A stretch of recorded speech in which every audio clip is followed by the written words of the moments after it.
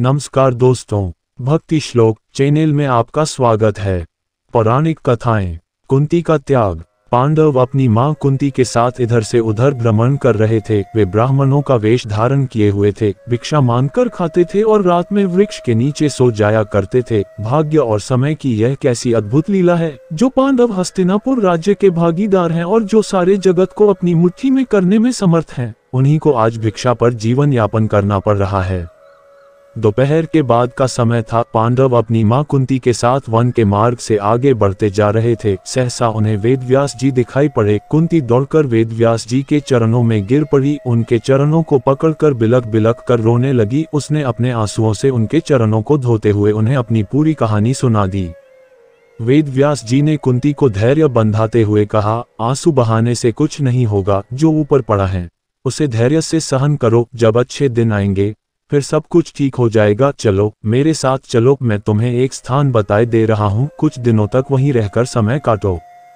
वेदव्यास जी पांडवों को एक नगर में ले गए। उस नगर का नाम एकचक्रा था। आज के बिहार राज्य में शाहाबाद जिले में आरा नामक एक बड़ा नगर है।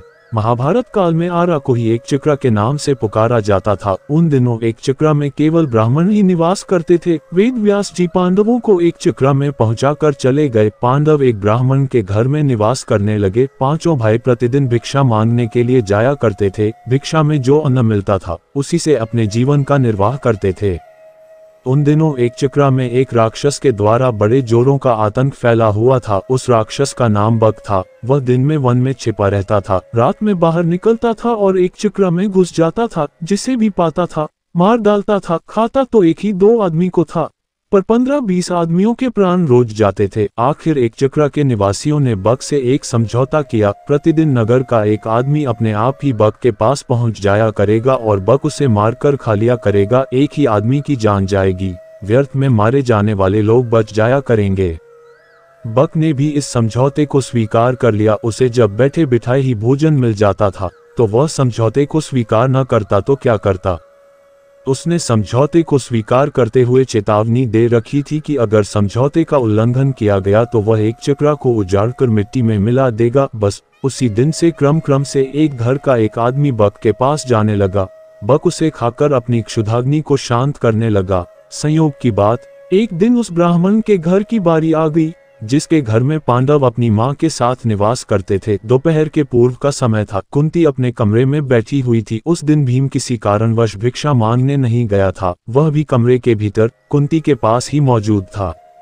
सहसा कुंती के कानों में किसी के रोने की आवाज आई। रोने और विलाप करने का वह स्वर उस ब्राह्मण के कमरे से आ रहा था जिसके घर में वह ठहरी हुई थी। जब कुंती से विलाप का ये सकरुण स्वर सुना नहीं गया तो वह ब्राह्मण के कमरे में जा पहुंची। उसने वहां जो कुछ देखा उससे वह सन्नाटे में आ गई। ब्राह्मण के कुटुंब में कुल 3 ही प्राणी थे, ब्राह्मण, ब्राह्मणी और उसका एक युवा पुत्र। तीनों बिलक बिलक कर रो रहे थे। हाय हाय, अब क्या होगा। अब तो सब कुछ मिट्टी में मिलकर रहेगा। कुंती ने तीनों को रोता हुआ देखकर ब्राह्मण से पूछा, विप्रवर, आप तीनों इस प्रकार क्यों रो रहे हैं? क्या मैं जान सकती हूँ कि किस दारुण कष्ट ने आप तीनों को अत्यंत दुखी बना रखा है? ब्राह्मण ने आंखों से आंसुओं की बूंदें गिराते हुए उत्तर दिया, बहन, तुम सुनकर क्या करोगी? हमारा कष्ट एक ऐसा कष्ट है जिसे कोई दूर नहीं कर सकता। कुंती ने सहानुभूति भरे स्वर में कहा, हम तो गरीब ब्राह्मण हैं, सच है, हम आपके कष्ट को दूर नहीं कर सकते, किंतु फिर भी सुनने में हर्ज ही क्या है। हो सकता है हम आपके कुछ काम आ जाएं। जब कुंती ने बहुत आग्रह किया तो ब्राह्मण ने बक राक्षस की पूरी कहानी उसे सुना दी। कहानी सुनाकर उसने सिसकते हुए कहा, बहन, हम कुल 3 ही प्राणी हैं। यदि कोई एक राक्षस के पास जाता है तो वह उसे मारकर खा जाएगा, हमारा घर बर्बाद हो जाएगा। इसलिए हम सोचते हैं कि हम तीनों ही राक्षस के पास चले जाएंगे। हम इसलिए रो रहे हैं, आज हम तीनों के जीवन का अंत हो जाएगा। ब्राह्मण की करुण कथा सुनकर कुंती बड़ी दुखी हुई। वह मन ही मन कुछ क्षणों तक सोचती रही, फिर बोली, विप्रवर, मैं एक बात कहती हूँ, उसे ध्यान से सुनिए। मेरे 5 पुत्र हैं। आज मैं अपने एक पुत्र को आपके कुटुंब की ओर से राक्षस के पास भेज दूंगी। यदि राक्षस मेरे पुत्र को खा जाएगा तो भी मेरे 4 पुत्र शेष रहेंगे। कुंती की बात सुनकर ब्राह्मण स्तब्ध रह गया। उसने परोपकार में धन देने वालों की कहानियां तो बहुत सुनी थी, पर पुत्र देने वाली बात आज उसने पहली बार सुनी। वह कुंती की ओर देखता हुआ बोला, बहन, तुम तो कोई स्वर्ग की देवी ज्ञात हो रही हो। मुझे इस बात पर गर्व है कि तुम्हारी जैसी देवी मेरे घर में अतिथि के रूप में है। तुम मेरे लिए पूजनीय हो। मैं अपने अतिथि से प्रतिदान लूं। यह अधर्म मुझसे नहीं हो सकेगा। मैं मिट जाऊंगा, पर मैं अतिथि को कष्ट में नहीं पड़ने दूंगा। ब्राह्मण की बात सुनकर कुंती बोली, आपने हमें आश्रय देकर हम पर बड़ा उपकार किया है। आप हमारे उपकारी हैं। हमारा धर्म है कि आपको कष्ट में न पड़ने दें। आप अपने धर्म का पालन तो करना चाहते हैं, पर हमें अपने धर्म पालन से क्यों रोक रहे हैं? कुंती ने जब बहुत आग्रह किया तो ब्राह्मण ने उसकी बात मान ली। उसने दबे स्वर में कहा, अच्छी बात है बहन, ईश्वर तुम्हारा भला करे। कुंती ब्राह्मण के पास से उठकर भीम के पास गई। उसने पूरी कहानी भीम को सुनाकर उससे कहा, बेटा, परोपकार से बढ़कर दूसरा कोई धर्म नहीं होता। तुम ब्राह्मण कुटुंब की ओर से बक के पास जाओ। यदि बक तुम्हें मारकर खा जाएगा तो मुझे प्रसन्नता होगी कि मेरा बेटा परोपकार की वेदी पर बलिदान हो गया। भीम ने बड़े हर्ष के साथ अपनी माँ की आज्ञा को स्वीकार कर लिया। उसने कहा, माँ, तुम्हारी आज्ञा शिरोधार्य है। बक मुझे क्या मार कर खाएगा? तुम्हारे आशीर्वाद से मैं उसे मिट्टी में मिला दूंगा। संध्या का समय था। भीम एक गाड़ी के ऊपर खाने पीने का सामान लादकर उसे खींचता हुआ बक के निवास स्थान की ओर चल पड़ा। वह बक के निवास पर पहुंचकर गाड़ी पर लदे हुए खाने के सामान को स्वयं खाने लगा। बक कुपित हो उठा। वह गरजता हुआ बोला, एक तो तुम देर से आए हो और ऊपर से मेरा भोजन खा रहे हो।